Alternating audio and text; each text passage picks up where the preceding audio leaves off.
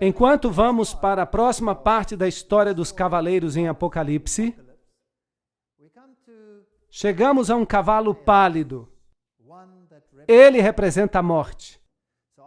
Assim que, obviamente, há uma mudança progressiva nesse tempo, quando o porta-voz do Evangelho se torna negro, conhecida como uma negociação da morte, o Evangelho morreu. A Bíblia diz claramente: não farás para ti imagem de escultura, nem nenhuma semelhança do que há em cima nos céus, ou embaixo na terra, ou nas águas que há na terra. Não te encurvarás a elas, nem as servirás. Êxodo 20, 4 e 5. Um texto problemático dos 10 mandamentos. E que tal então removê-lo e atirá-lo ao lixo? Bem, se você prestar atenção no catecismo atual, você verá que esse mandamento foi removido para abrir caminho para as práticas religiosas que se haviam introduzido na igreja.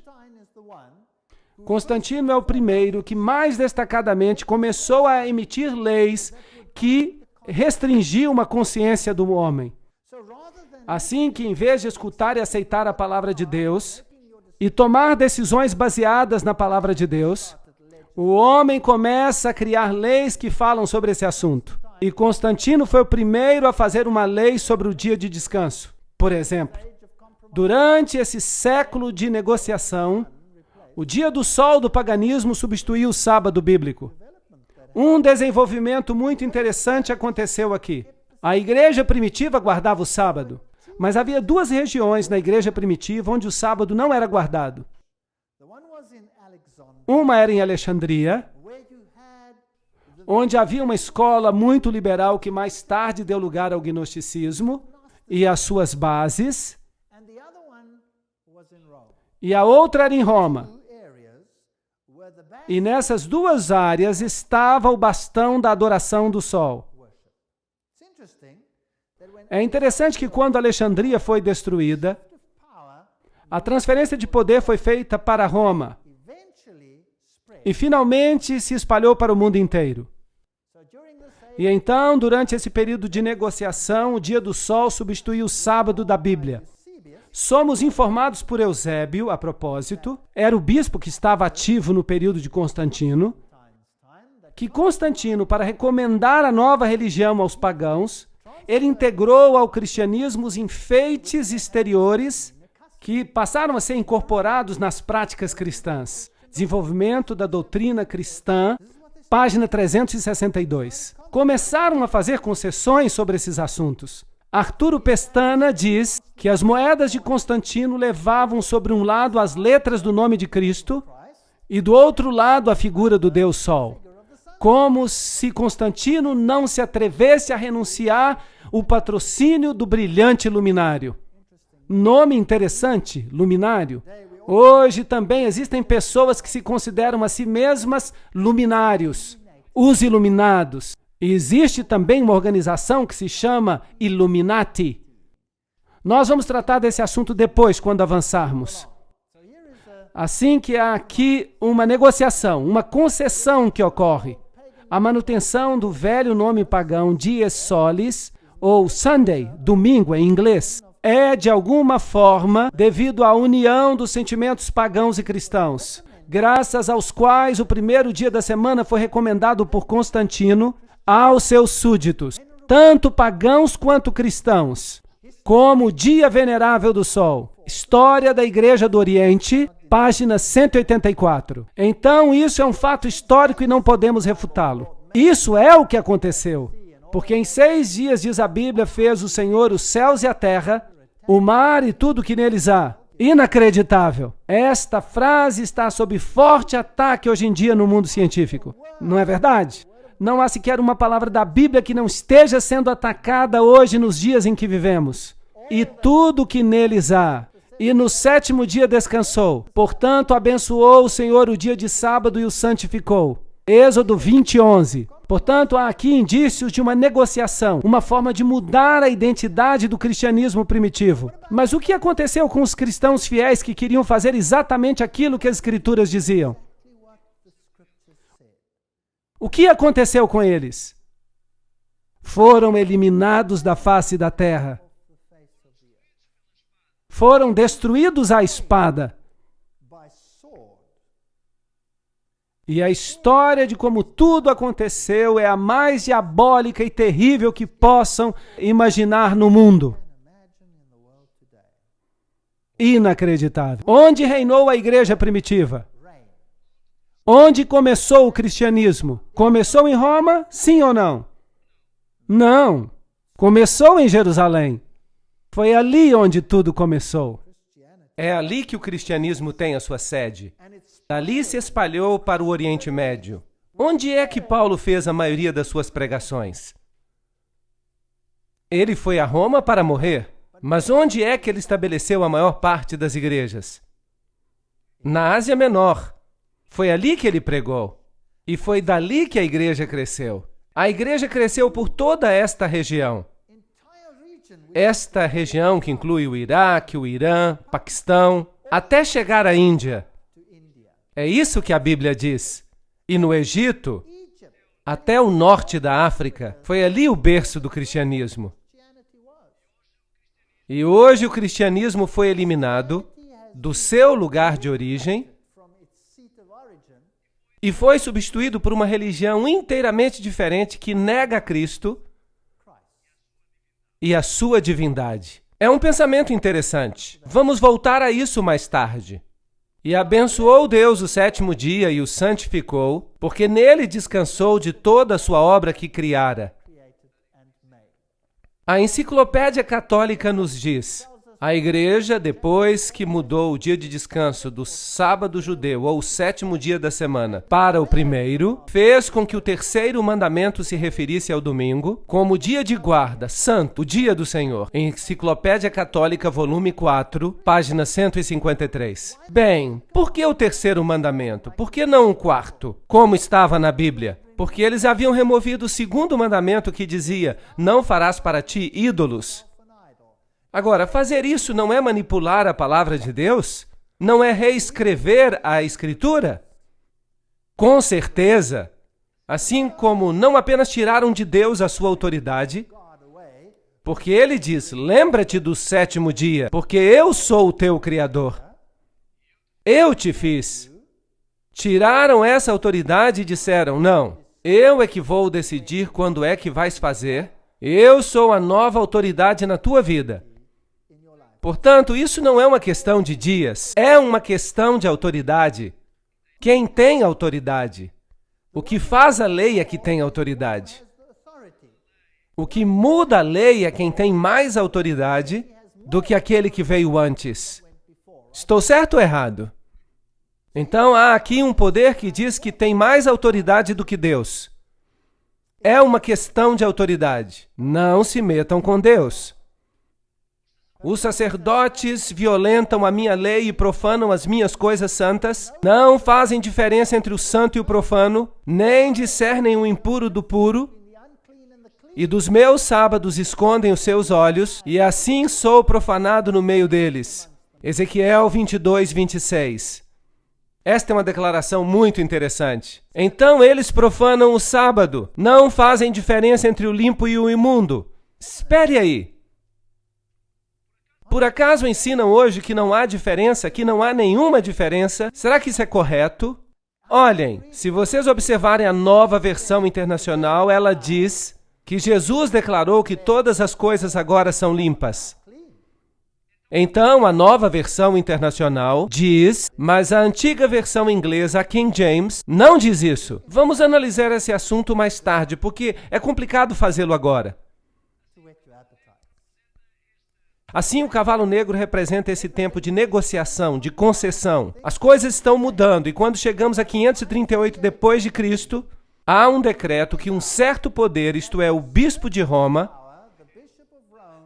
tem poder para se tornar o corretor dos hereges. Isso significa que ele se tornou a autoridade sobre a consciência do homem. Interessante, não? Não era Deus. O homem assumiu a sua posição. E uma vez que o homem usurpa a autoridade de Deus, então o evangelho está morto. Porque a minha Bíblia diz que não há outro nome pelo qual você possa ser salvo, e a minha Bíblia diz que não há outro nome, que não há outro mediador, exceto Jesus Cristo, o homem. E a minha Bíblia também diz que se alguém pecar, temos um advogado. E esse advogado é Jesus Cristo. Mas agora, nós temos aqui um outro advogado. Temos que ir a uma outra parte para encontrar perdão. E há alguém aqui que diz o que é certo e o que é errado. E isso vai contra a palavra de Deus. Isto é problemático. E havendo aberto o quarto selo, olhei e eis um cavalo amarelo, e o que estava sentado sobre ele tinha por nome Morte, e o inferno seguia. O Hades, a tumba. Essa é uma história triste de como a mensagem do Evangelho da Salvação foi levado ao ponto da morte. E foi-lhe dado o poder para matar a quarta parte da terra. Portanto, esse poder tira o porta-voz do Evangelho e controla uma quarta parte da terra. Agora, esse é um ponto muito importante. Que denominação cristã controlou a quarta parte do mundo? Com espada, para matar com espada. Essa é uma palavra nova. Não é uma espada literal. E com a fome. Fome de quê? Há uma escassez na terra de quê? Da palavra de Deus. Será que a igreja da Idade Média tirou a palavra de Deus? Sim ou não? Será que proibiram a Bíblia? Tornou-se um pecado mortal ter a Bíblia e lê-la? Sim ou não? Sim, a história prova esse fato. Eu não estou atacando ninguém. Eu estou falando de um sistema. O que há por trás desse sistema? Há muitas e muitas pessoas queridas que estão famintas pela verdade em todas as religiões do mundo. E creio que muitas delas, Deus as reconhece como suas, porque elas estão vivendo segundo a luz que receberam. Assim, não devemos julgar as pessoas. Estamos falando aqui de um sistema, e é um sistema muito, muito triste. Meu pai queria ser um sacerdote católico romano. Ele era um católico muito fervoroso. Eu fui criado como católico romano até me tornar ateu. Mas voltei a ser católico outra vez. E quando descobri a Bíblia, percebi que havia ali muitos assuntos que não eram bíblicos. E tive que fazer uma escolha. E creio que cada pessoa tem que chegar a esse ponto. Temos que tomar uma decisão entre ser preenchidos pela água da cisterna feita por homens ou a água da cisterna de Deus. E com pestes e feras da terra. Como é que esse poder matava? Ele matava com a espada, essa espada é literal, a espada que fez, matava com a fome da palavra de Deus, matava com bestas, feras. Uma besta em Daniel é um reino.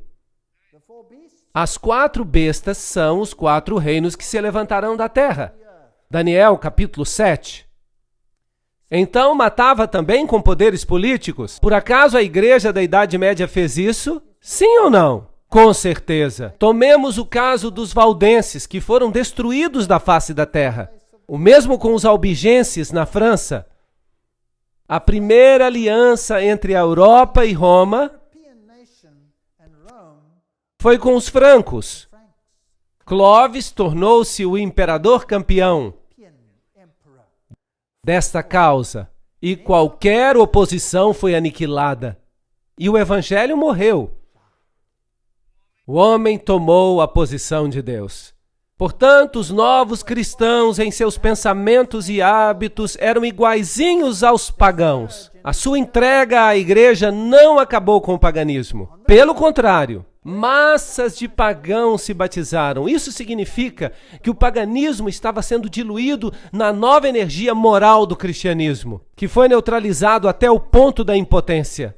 Séculos da Cristandade, uma história concisa, página 58. A história atesta esses fatos. E, infelizmente, não posso mudar isso. Não fui eu que inventei isso. Só estou dizendo que fala o livro de Apocalipse sobre esses assuntos. A fé havia morrido.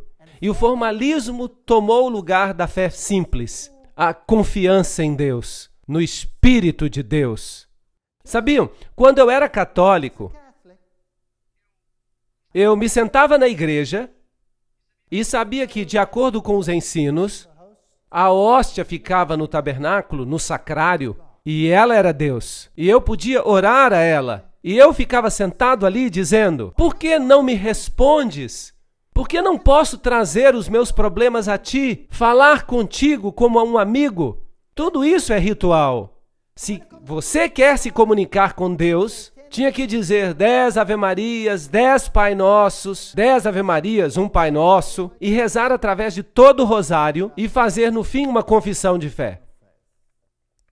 E se não conseguir alcançar a graça, faça tudo de novo. Outra vez, mais uma vez. E quanto mais você fizer, melhor. Isso é comunicação com alguém?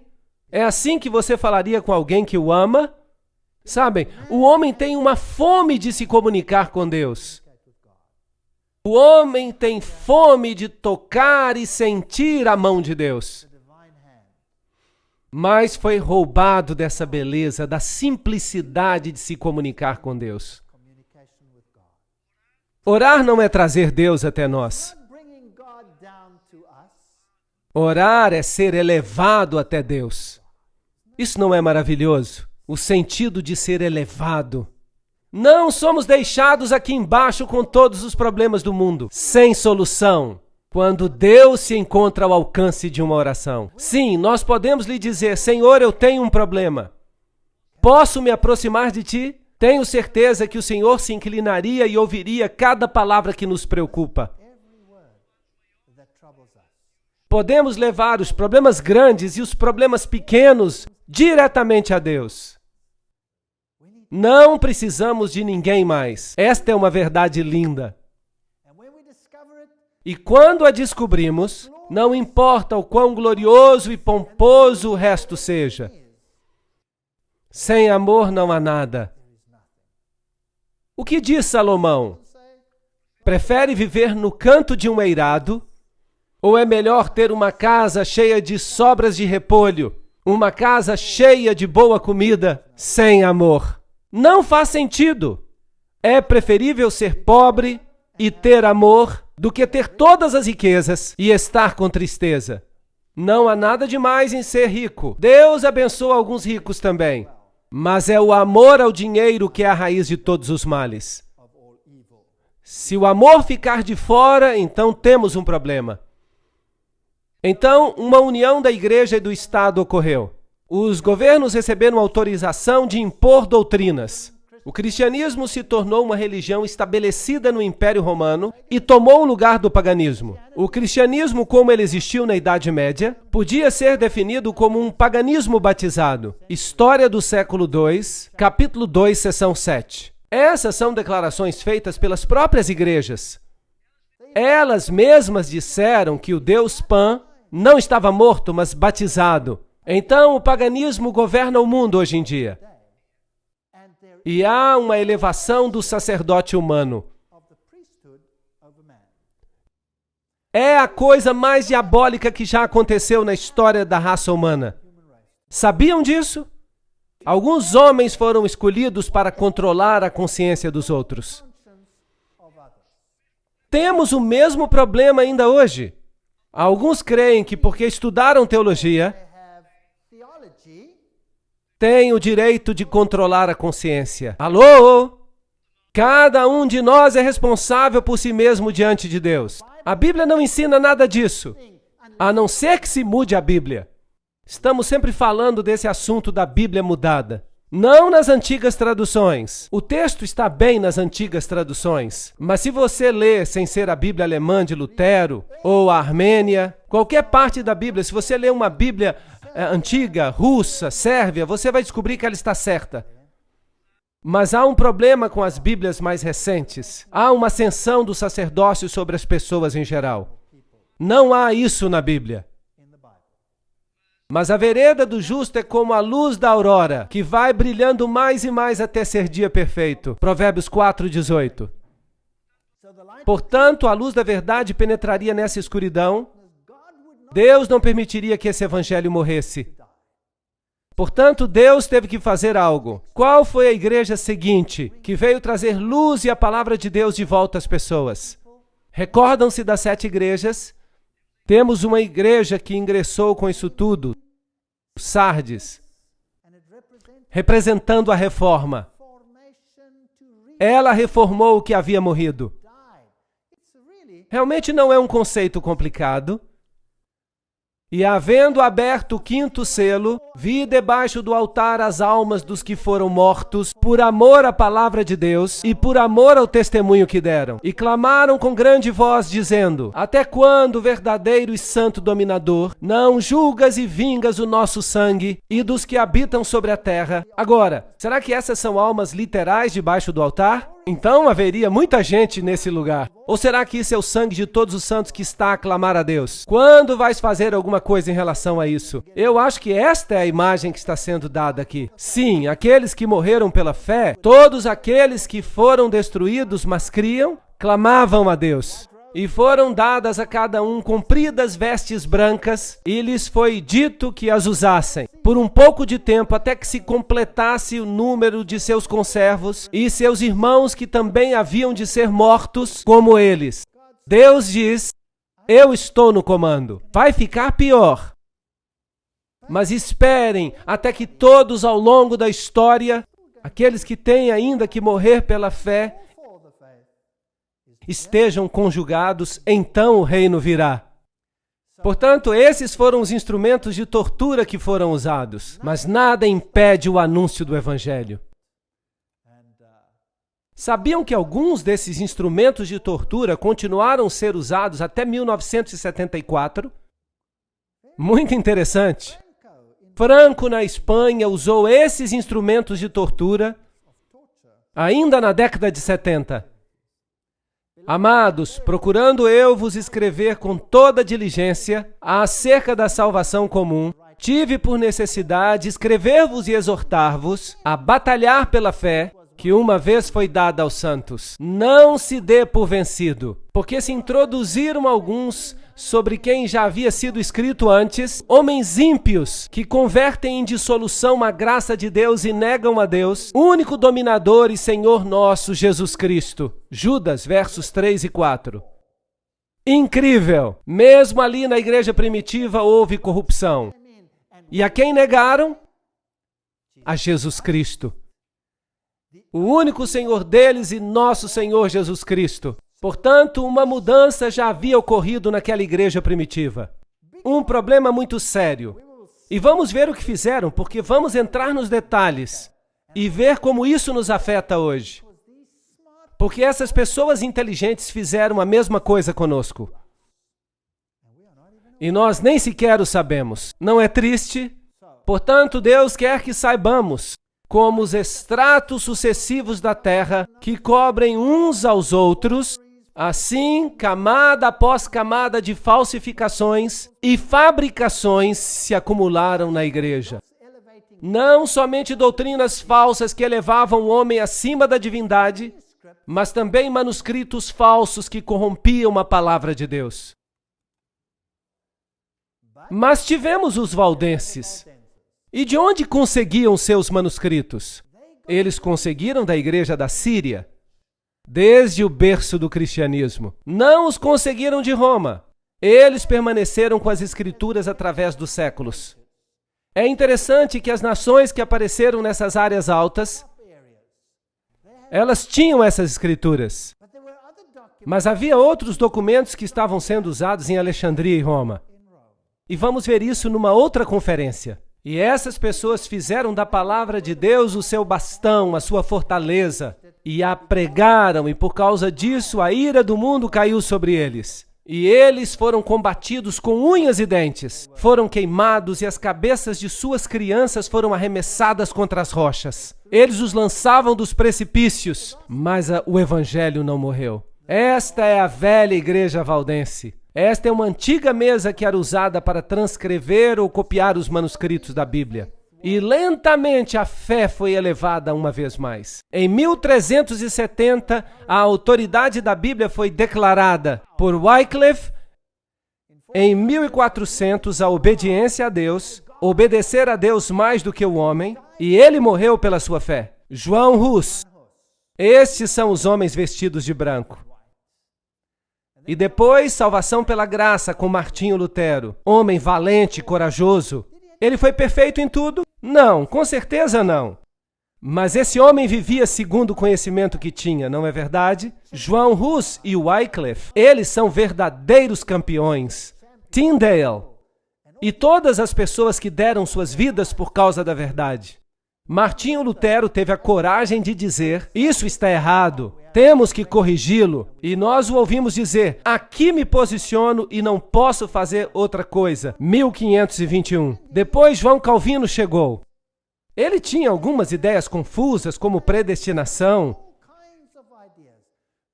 mas ele viveu segundo o conhecimento que tinha, a luz que tinha, a liberdade de consciência.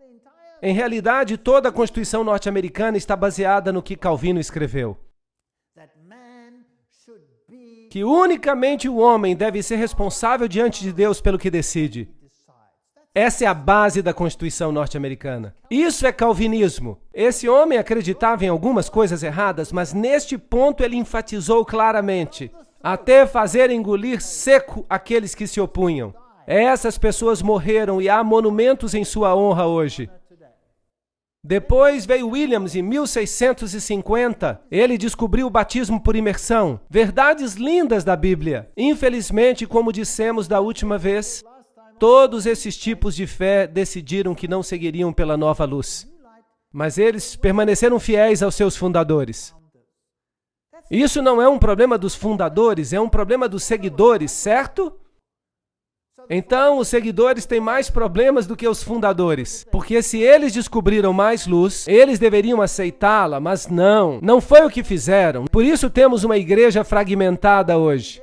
Portanto, ide e fazeis discípulos de todas as nações, ensinando-as a guardar todas as coisas que eu vos tenho mandado. E eis que estou convosco todos os dias até a consumação dos séculos. Mateus 28, 19 e 20. Estes são os assuntos que são importantes. Todas as coisas. Não, eu não vou dizer, eu só vou aceitar o que o fundador da minha igreja descobriu. Todas as coisas ou nada. Assim que se estamos à procura de uma igreja, o que devemos fazer? Não seria melhor procurar uma igreja que aceite toda a verdade? Que tem toda a fé? Sim ou não? Não seria melhor procurar uma igreja que faz tudo de acordo com a Bíblia e sua doutrina? E que sua doutrina esteja de acordo com a Bíblia? Que não olhe para os indivíduos, porque os indivíduos não são de confiança. Nós devemos olhar para a Bíblia e não para o ensino oficial da igreja. E se dizem somente aquilo que está na Bíblia, então sigam. Não deveria ser muito difícil. Não deveria ser difícil. Depois veio Wesley, e ele elevou a Jesus Cristo como ninguém antes havia feito no mundo. O senhorio de Jesus Cristo. Se Jesus é o Senhor, o centro, o autor e o consumador da nossa fé. Porque se ele não é, então esqueça. O ensino não é bíblico. Portanto, que grandes descobertas de luz encontramos. E havendo aberto o sexto selo, olhei, e eis que houve um grande terremoto. Interessante. Estamos agora num período de tempo muito interessante. A Reforma tinha feito o seu trabalho. As igrejas que vieram depois de Sardes foram quais? Vocês se lembram? Filadélfia. E aqui havia um acúmulo de verdades. Mas antes desse evento havia de acontecer algo. E havendo aberto o sexto selo, olhei, e eis que houve um grande tremor de terra. E o sol se tornou negro, e a luz se tornou como sangue, e as estrelas do céu caíram sobre a terra, como a figueira quando lança de si os seus figos verdes, abalada por um vento forte. Apocalipse 6, 12 e 13. Esses são sinais celestiais que aconteceram. Aconteceram ou não? Com certeza. Marcos diz a mesma coisa, capítulo 13, 24. Ora, naqueles dias depois daquela aflição, essa terrível perseguição na qual os filhos de Deus foram quase que exterminados da face da terra, na Idade Média, por meio da Inquisição, e os 30 anos de guerra, e a Guerra dos 100 anos, e a Noite de São Bartolomeu, e os huguenotes sendo exterminados. Depois de tudo isso, veio a luz. Depois daquela aflição, que terminou aproximadamente em 1798, e vamos falar dessa data novamente em outro momento, o sol escurecerá e a lua não dará sua luz. Aqui está a história de Ware, em New Hampshire, porque o cristianismo tinha fugido, a cristandade baseada na Bíblia tinha fugido da Europa e se estabelecido em várias regiões do mundo. No Novo Mundo, nos Estados Unidos da América em particular, no sul da África e na Austrália, e é ali para onde o cristianismo foge. É interessante ver o que está acontecendo nessas regiões do mundo hoje em dia. O dia escuro que aconteceu na Nova Inglaterra chegou em 9 de maio de 1780. Por volta das 11 horas começou a escurecer, como se a noite tivesse chegado. Os homens deixaram de trabalhar. O gado mugindo retornou a seus estábulos. As ovelhas baliam e se aglomeravam nas cercas e os pássaros selvagens voavam para os seus ninhos. A noite se tornou tão escura que uma pessoa não conseguia ver a sua mão, nem sequer uma folha de papel branco. A história de Ware, New Hampshire, 1735 e 1888. O jornal A Crônica Independente, de 1780, diz que durante todo o tempo uma penumbra de melancolia assombrou a face da terra. Não obstante, havia uma lua como lua cheia, e a propósito estava como sangue. Nenhum objeto se divisava claramente. Havia uma escuridão egípcia, impregnável nos olhos. Os grandes e inumeráveis eventos, a legislatura de Connecticut estava em sessão, mas desistiram por causa da escuridão, assim que pararam a reunião. E Herschel, o grande astrônomo, admite que o dia escuro de 19 de maio de 1780 é algo que a astronomia não pode explicar, cientificamente falando. Mas ali estava, no seu tempo. Depois, em 3 de novembro de 1933, houve uma chuva incrível no céu, com 200 mil meteoros por hora. Ficou tão claro que se podia ler. E é interessante que os meteoritos todos vinham de um ponto central. Normalmente vêm de todos os lados, mas nesse caso não aconteceu isso. Parecia que vinham de um ponto central e se distribuíam por todo o céu. Nunca antes alguém havia visto algo assim. E antes desses eventos todos, houve um grande terremoto em Lisboa. Portanto, a sequência está exatamente como na Bíblia. Algo novo tinha que acontecer. E Guilherme Miller foi quem descobriu, em 1782 e 1849. Alguém começou a descobrir algo mais na Bíblia. Ele descobriu algumas das grandes profecias. Até 2.300 dias e o santuário será purificado. E ele calculou os dias. E descobriu uma maravilhosa profecia messiânica de Jesus e da purificação do santuário. E ele pensou, uau, significa que Jesus virá outra vez. E ele começou a pregar que Jesus regressaria em 1844, porque ele pensava que a purificação do santuário queria dizer a purificação da terra. Mas, obviamente, Jesus não veio em 1844. Portanto, em 1840... havia um grupo de crentes que se chamava adventistas. Agora, eles não eram adventistas do sétimo dia. Eram apenas adventistas. Pessoas que acreditavam na breve volta de Jesus. E eles vinham de várias denominações cristãs dessa área. Havia batistas, metodistas, presbiterianos. Havia de várias denominações. Mais de 200 ministros de várias igrejas acreditaram nesses estudos. E fizeram ressuscitar as profecias. Mas é claro, isso não ocorreu. Pelo menos não ocorreu aquilo que esperavam, a segunda vinda de Cristo. Mas Guilherme Miller se tornou o porta-voz para o restabelecimento da profecia e do papel da profecia na história cristã. Assim que todas essas grandes verdades regressaram ao pensamento cristão. E depois, é claro, uma restauração final aconteceu, abarcando todas as verdades. A lei de Deus, a doutrina sobre a morte e o inferno, e todas essas coisas. Como devemos viver? Quais são os parâmetros que Deus requer de nós? Todas essas coisas começaram a ser restauradas, porque certamente Deus não terminaria esse processo sem que a luz resplandecesse sobre o seu povo, para abrir todas as verdades que tinham estado perdidas. A verdade tinha que ser restaurada. E depois Cristo viria. Jesus disse, se me amais, guardareis os meus mandamentos. João 14:15. Aquele que diz que me ama e não guarda os meus mandamentos é o quê? Mentiroso. E a verdade não está nele. Não é por acaso que existem tantos grupos que dizem que os mandamentos foram abolidos. Existem ou não? Sim, que foram cravados na cruz. Mas Jesus diz que a lei nunca passará. Os céus e a terra hão de passar, mas nem um jota nem um tio será removido da lei, até que todas as coisas sejam cumpridas. Certamente que o senso comum tem que saber que se as pessoas guardassem a lei de Deus, todos poderíamos nos desfazer de nossas chaves. E todos os jovens, senhoras e mulheres, poderiam caminhar até nas ruas mais escuras deste mundo, sem medo, se todos guardassem a lei de Deus, não é verdade? Portanto, se a lei de Deus vai ser um assunto no final dos tempos, depois que esse sistema teve o descaramento de mudá-la. Incrível! Dizer que são maiores e mais poderosos do que Deus. Mas eles em vão me honram, ensinando doutrinas que são preceitos dos homens. Mateus 15:9.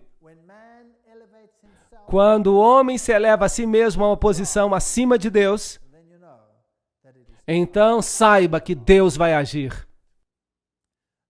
E chamar-te-ão reparador de brechas e restaurador de veredas, se desviares o teu pé do sábado e de fazer a tua vontade no meu dia, e se chamares o sábado deleitoso e santo dia do Senhor, digno de honra, haveria uma restauração de brechas, dos muros, o muro que deveria nos proteger do mal.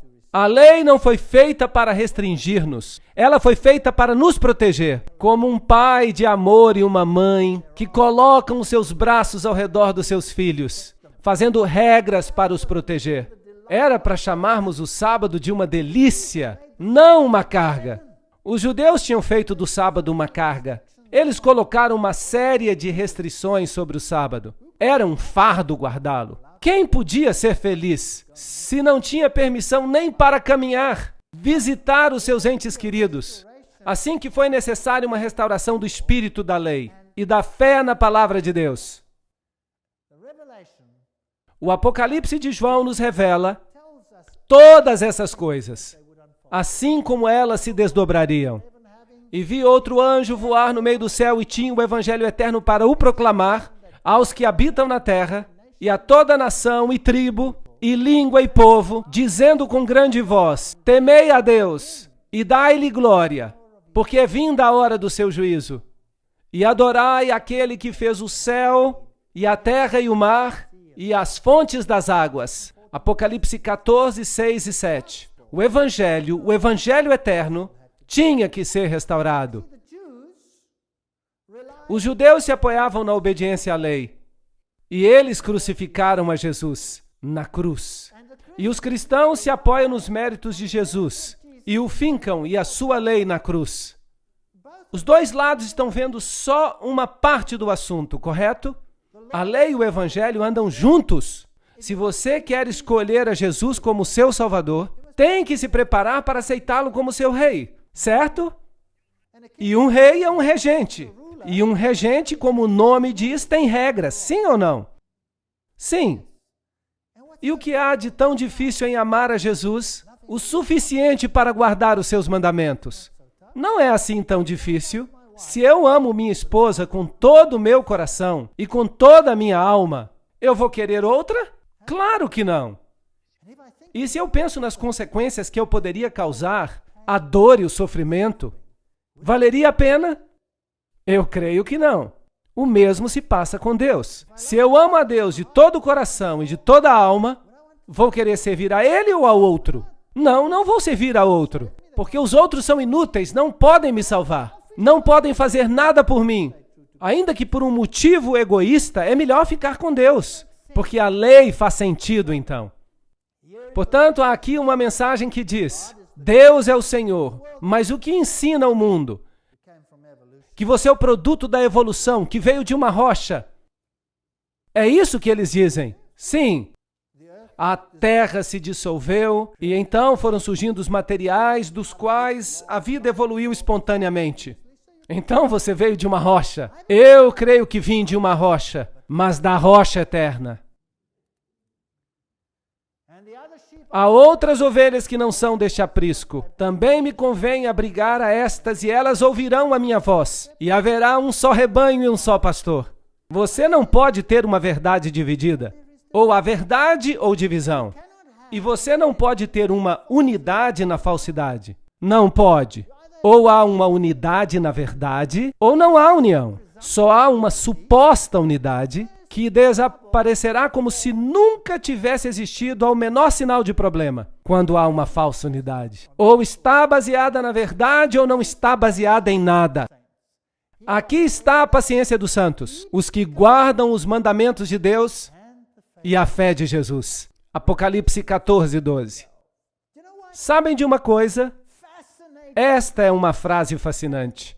A fé de Jesus. Uau! A Bíblia tem normas muito elevadas. Sabia que não é suficiente apenas ter fé em Jesus? Não, não é suficiente. Você precisa ter a fé de Jesus. Na maior adversidade, Jesus confiou nos méritos de seu Pai. Sim ou não? Sim. Não importa o que aconteça, você precisa confiar como ele confiou. Ele é o padrão.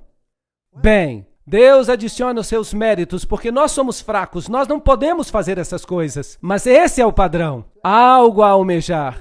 Uau! Eu gostaria de ter essa fé de Jesus. Eu estaria disposto a ir à cruz, porque eu saberia que ele iria me ressuscitar e que eu seria dele eternamente. Poderia morrer, não importa o que acontecesse. Jesus tinha essa fé e precisamos ter esse tipo de fé. Mas quantas pessoas têm esse tipo de fé hoje em dia? Os padrões da Bíblia são altos, são muito elevados.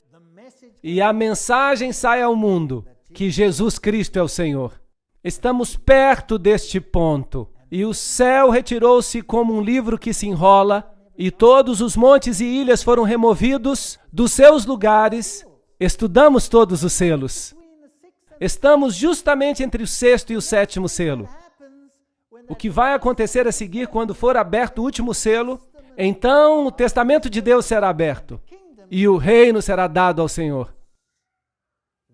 Isso significa que Jesus tem o controle do planeta e ele virá outra vez. Passamos pela história. Somos as últimas pessoas, os últimos nesta grande mensagem.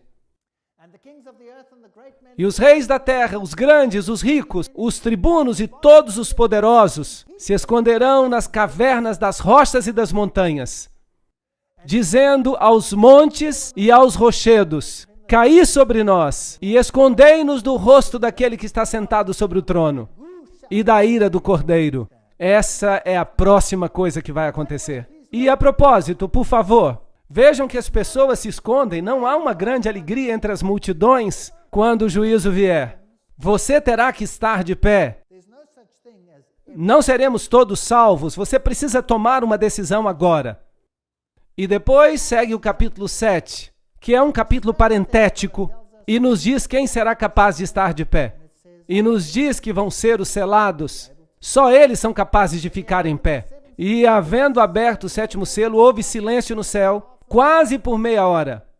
Bem, se você considerar que isso é um tempo profético, é mais ou menos uma semana, ou precisamente uma semana. Portanto, a pergunta é: que silêncio é esse? Creio que o céu está vazio porque Cristo e seus anjos estão aqui embaixo para buscar os redimidos. Cristo virá novamente com poder e glória. Ou estamos arraigados nele ou não. Esta é uma escolha que temos que fazer. Eu lhe sugiro que aceitem o fato de que Jesus está no comando. Jesus nos deu uma visão da grande sala do trono, onde está sentado no trono do poder. E é Ele quem tem autoridade para abrir os selos, para receber um reino. E podemos fazer parte dele, mas podemos recusá-lo. A minha oração é que todos aceitemos a salvação, porque Ele é o único nome dado entre os homens pelo qual podemos ser salvos. Amém.